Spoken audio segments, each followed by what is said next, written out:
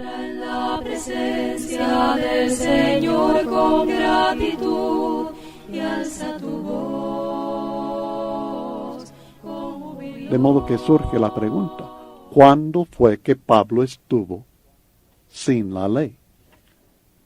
Él nos aclara esto, porque él dice que en aquel mismo tiempo, cuando estuvo sin la ley, él vivía. O sea, no estaba muerto espiritualmente por causa del pecado.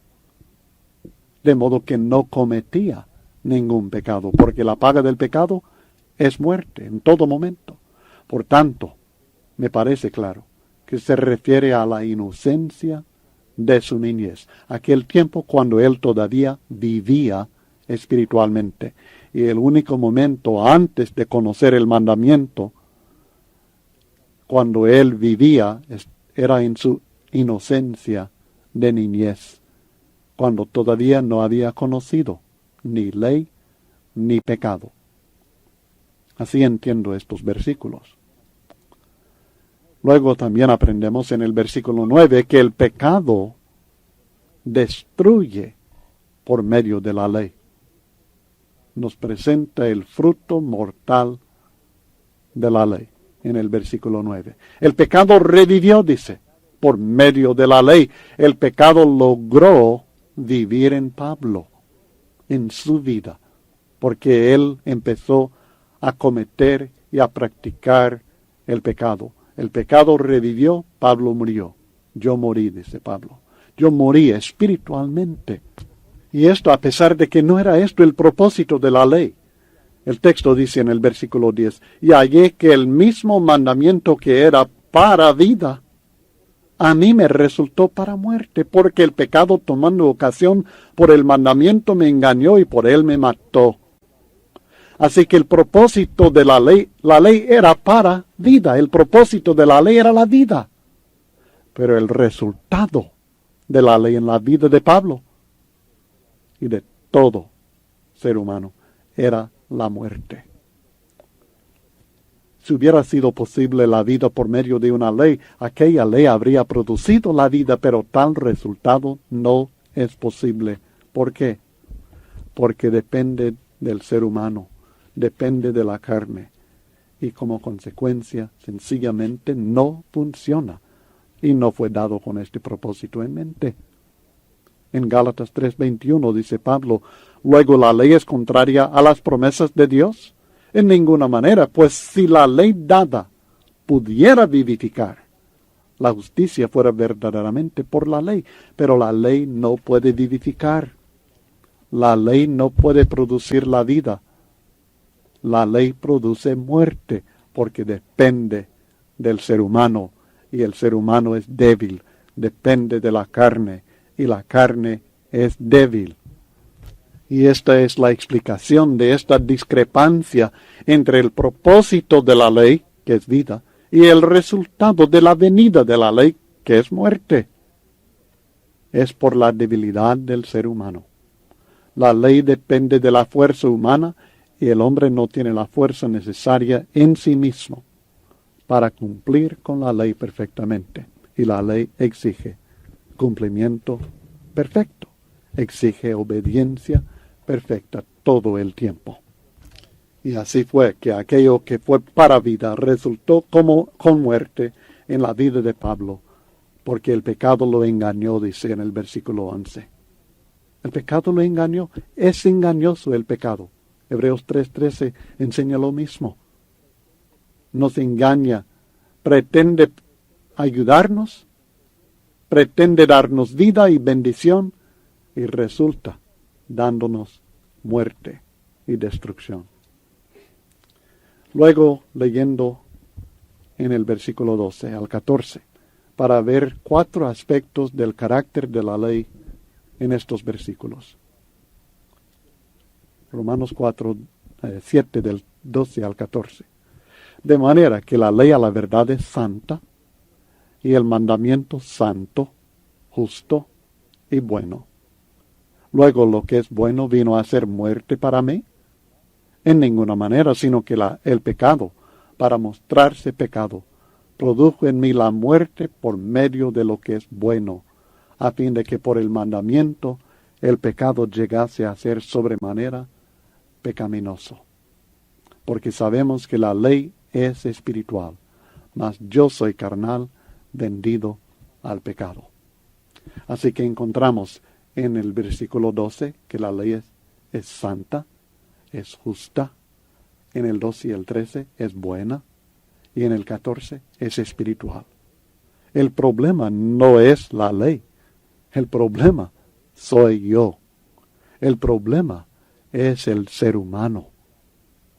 El problema es la debilidad nuestra, nuestra carnalidad, nuestra falta de espiritualidad, el hecho de que nosotros no tenemos pensamientos, voluntad ni potestad del Espíritu de Dios en nosotros mismos.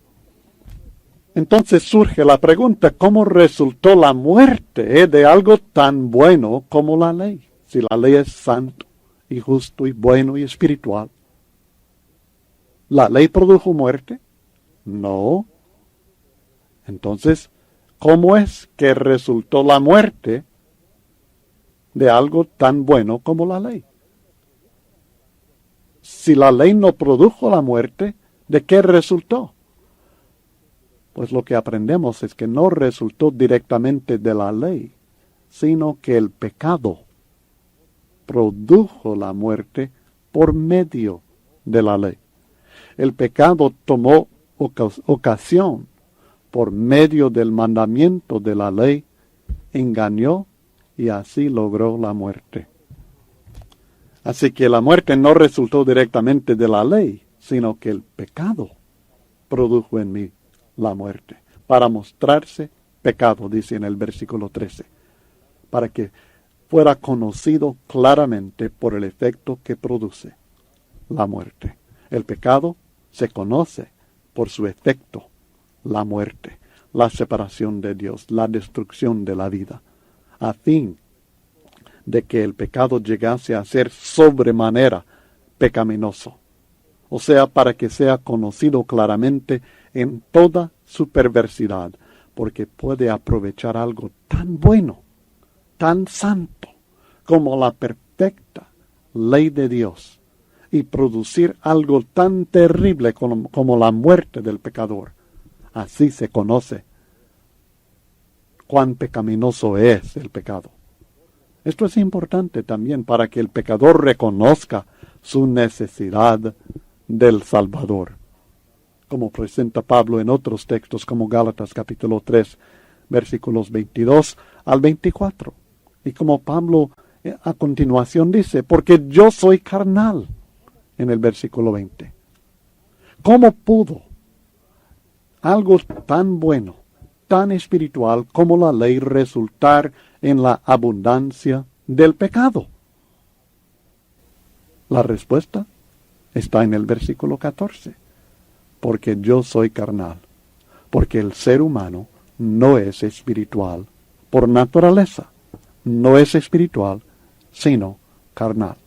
Y esto significa que el ser humano depende de la carne en vez de depender del Espíritu de Dios. Esto es ser carnal, es depender de nosotros mismos, es tener nuestros propios pensamientos, esto ya lo estudiamos, tener nuestros propios pensamientos y ser guiados por ellos, hacer nuestra propia voluntad, nuestros propios deseos y depender de nuestra propia capacidad en vez de seguir los pensamientos, el entendimiento del Espíritu, la voluntad, el deseo del Espíritu y depender de la potestad, la capacidad del Espíritu Santo de Dios. Por tanto, dice Pablo en los versículos 15 al 23, por la ley no hago lo que quiero. Por medio de la ley no hago lo que quiero. La carne es la debilidad de la ley. La carne mía es la debilidad de un sistema que depende de mí. Comenzando en el versículo 15. Porque Mas yo soy carnal vendido al pecado. ¿Por qué? ¿Por qué? Dice Pablo. ¿Por qué? Dice Pablo que él es carnal vendido al pecado. Porque lo que hago no lo entiendo. Pues no hago lo que quiero, sino lo que aborrezco, eso hago. Dos razones presentadas en este texto, porque Pablo mismo se identifica a sí mismo como carnal vendido al pecado. Dos razones. Primero, no hago lo que quiero. Segundo, hago lo que aborrezco. Y vamos a tratar de dar un resumen de todo esto después de tomarlo versículo por versículo. Pero primero analicemos lo que en realidad está diciendo. Podemos decir, bueno, Pablo dice que es carnal porque está condenado, que es carnal porque practica la fornicación o porque es borracho o por esto. Dice él que es carnal vendido al pecado porque no hace lo que quiere y porque lo que aborrece, eso lo hace. Y si lo que no quiero, versículo 16, y si lo que no quiero esto hago, apruebo que la ley es buena. Es decir, que yo mismo también estoy de acuerdo con la ley. Yo estoy diciendo, sí, lo que la ley dice, eso es bueno. Estoy de acuerdo. Mis acciones no están de acuerdo, pero mi mente, mi voluntad, lo que yo digo, lo que yo creo, sí, es lo mismo que dice la ley. De manera que ya no soy yo quien hace aquello, sino el pecado que mora en mí.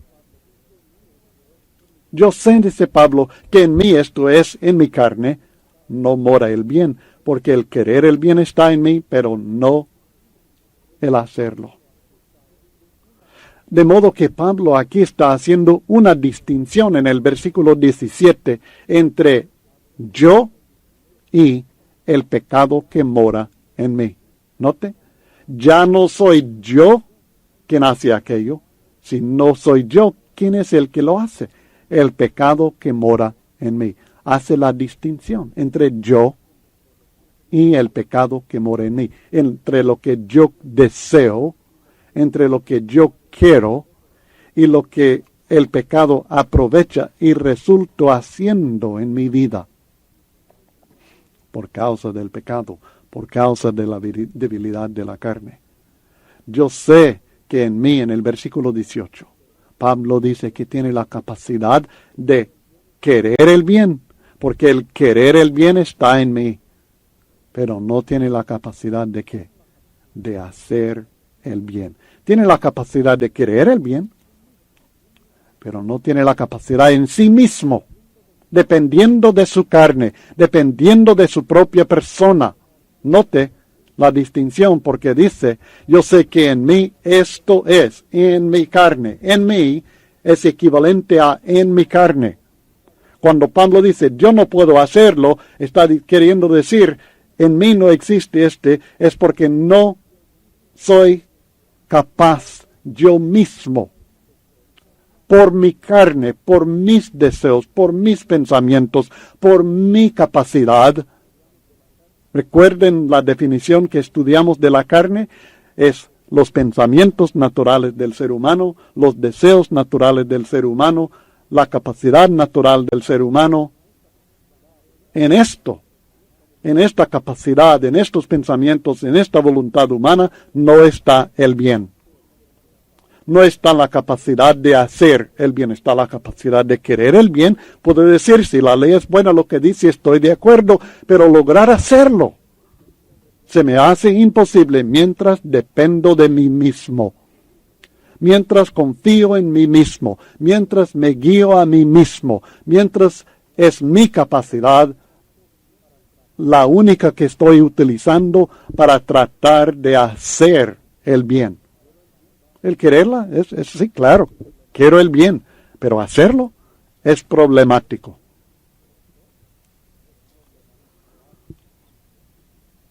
Porque no hago, en el 19, no hago el bien que quiero, sino el mal que no quiero. Eso hago. ¿Alguien ha experimentado esto mismo? ¿Alguno antes de ser cristiano? ¿Alguno después de ser cristiano? ha experimentado el no hacer lo que quiere hacer, el no hacer el bien que quiere, el propongo en mi mente que voy a hacer muchas cosas buenas, pero luego el cumplimiento de esta proposición, el cumplimiento de estos planes, el cumplimiento de estas promesas, alguna que otra, pero todas, no lo hacemos. Hemos experimentado exactamente lo mismo que Pablo describe aquí en estos versículos. No hago el bien que quiero, sino el mal que no quiero, eso hago. ¡Qué frustración más tremenda! Versículo 20, si hago lo que no quiero, ya no lo hago yo, sino el pecado que mora en mí. No lo hago yo en mi mente en lo que yo quiero, sino que el pecado aprovecha. El pecado me está influyendo y estoy haciendo no lo que yo propongo, sino lo que el pecado propone. Así que queriendo yo hacer el bien, hallo esta ley, que el mal está en mí. El mal. Porque según el hombre interior, me deleito en la ley de Dios. Estamos de acuerdo, Dios y yo. Pero veo otra ley en mis miembros, en mi cuerpo, en mi carne, que se rebela contra la ley de mi mente, la ley con la cual estoy de acuerdo en mi mente, pero mi carne me está jalando por otro lado. Y que me lleva cautivo a la ley del pecado que está en mis miembros. Miserable de mí. ¿Quién me librará de este cuerpo de muerte? En los versículos 22 y 23 encontramos en la misma persona dos actitudes opuestas en cuanto a la ley de Dios. Primero, el hombre interior quiere cumplir la ley de Dios. Versículo 22. Según el hombre interior me deleito en la ley de Dios. Esta primera actitud. El hombre interior quiere cumplir la ley de Dios. Pero hay otra actitud opuesta en cuanto a la ley de Dios y está en el versículo 23 y es la carne. La carne se rebela contra la ley. Otra ley veo en mis miembros que se rebela contra la ley de mi mente y que me lleva cautivo a la ley del pecado que está en mis miembros. Esto es lo que sucede. De modo que hago lo contrario de lo que deseo en mi mente. El pecado que mora en mí es el que en realidad hace lo contrario de lo que deseo en la mente. El mal que está en mí impide que haga lo que quiero. El hombre interior quiere cumplir la ley de Dios, pero la carne se rebela contra la ley. Ahora, después de este breve análisis de estos versículos, queremos presentar un estudio, un resumen especial acerca de estos versículos de Romanos 7, de la carne en oposición con el Espíritu. Algunas personas creen que Pablo se refiere en esta sección al incrédulo, que todo lo que dice aquí acerca de querer el bien pero no el no hacerlo, se refiere a una persona que no es cristiana, sino que es incrédulo. O tal vez que se refiere Pablo a su propia vida en el judaísmo antes de ser cristiano.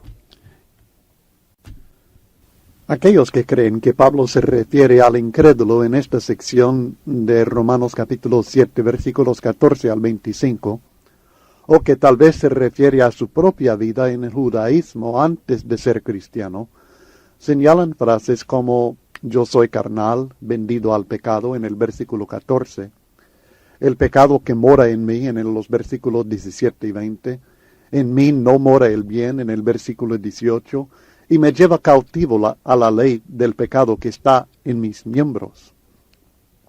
Y es cierto que tales frases no parecen describir el cristiano fiel, pero espero en este estudio dejar en claro que en realidad así es.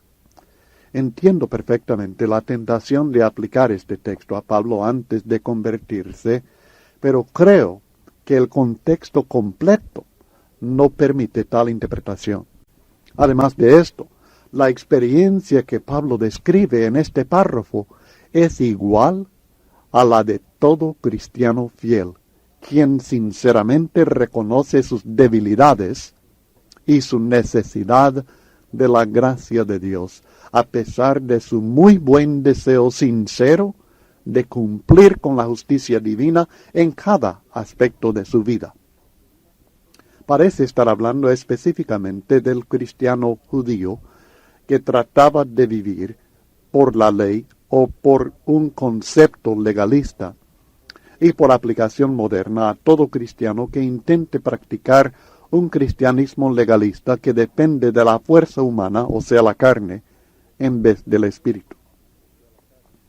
Una pregunta interesante que surge es si el apóstol Pablo servía a Dios y al mismo tiempo pecaba, porque en el versículo 25 dice: gracias doy a Dios por Jesucristo Señor nuestro.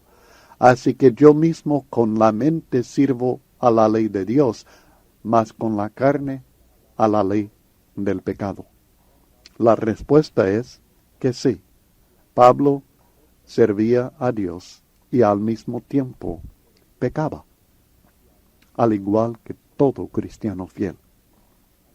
Considere por favor esta explicación y estudie diligentemente este texto en Romanos capítulo 7, para tratar de comprender no solamente lo que Pablo dice de sí mismo, sino cómo esto se aplica a cada uno de nosotros que luchamos por vivir conforme a los requisitos que Dios ha establecido, conforme a la guía que el Espíritu Santo nos da en su palabra, conforme al ejemplo de nuestro Señor Jesucristo, conforme a la santidad a la cual hemos sido nosotros llamados, conforme a la perfección que quisiéramos tener en nuestra vida y que Dios quisiera ver en nosotros, pero reconociendo al mismo tiempo que no somos perfectos y que si hay santidad en nosotros es por obra de Dios y por gracia de Dios. Creo que el deseo ferviente de todo cristiano fiel es hacer solamente el bien. Ama la voluntad de Dios, ama la verdad y anhela cumplir la voluntad de Dios en cada paso que da sobre la tierra. Creo que esto es el deseo del cristiano fiel. Realmente se deleita en la voluntad de Dios, como David hace mucho tiempo declaró acerca de su propia persona en relación a deleitarse en la ley divina.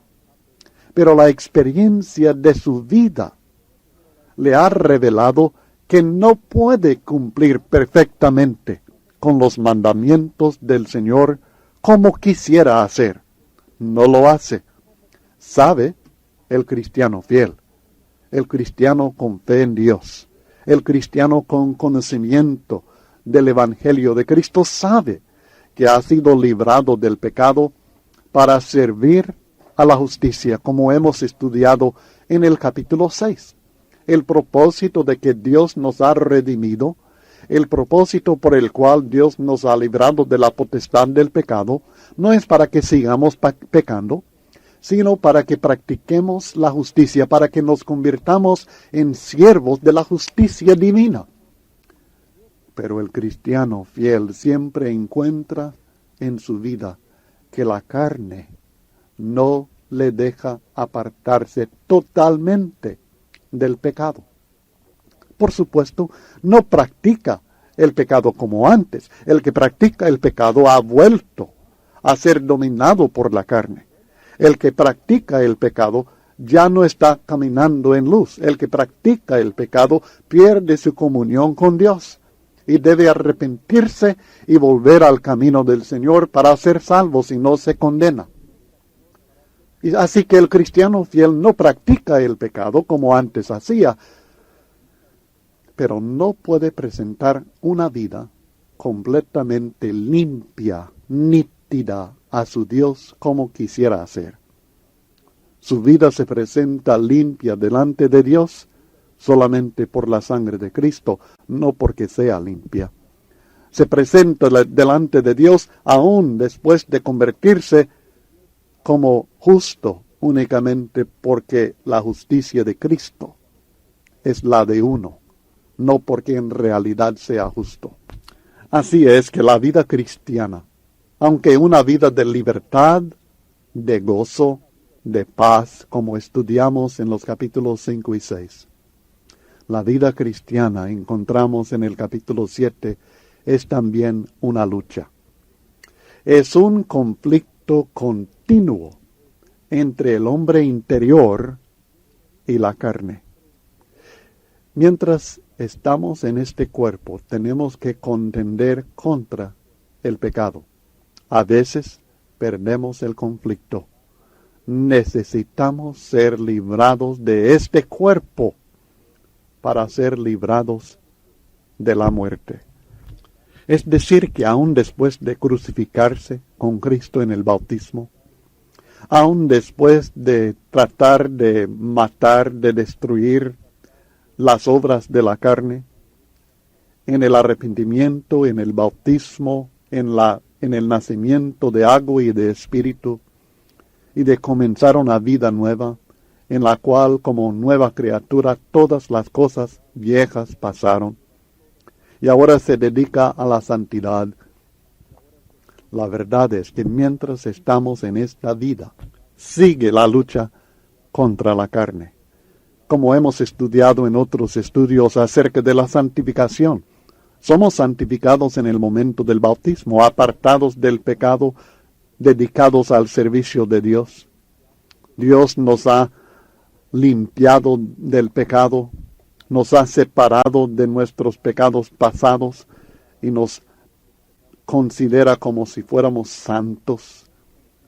Pero al mismo tiempo el proceso de santificación, de eliminar de nuestra vida la práctica del pecado, de perfeccionar la santidad, como dice Pablo en 2 Corintios, es un proceso que dura toda la vida del cristiano. Y esto es debido a la lucha entre el espíritu y la carne, entre el deseo del Espíritu Santo, el entendimiento del Espíritu Santo, la capacidad del Espíritu Santo y los deseos egoístas del ser humano.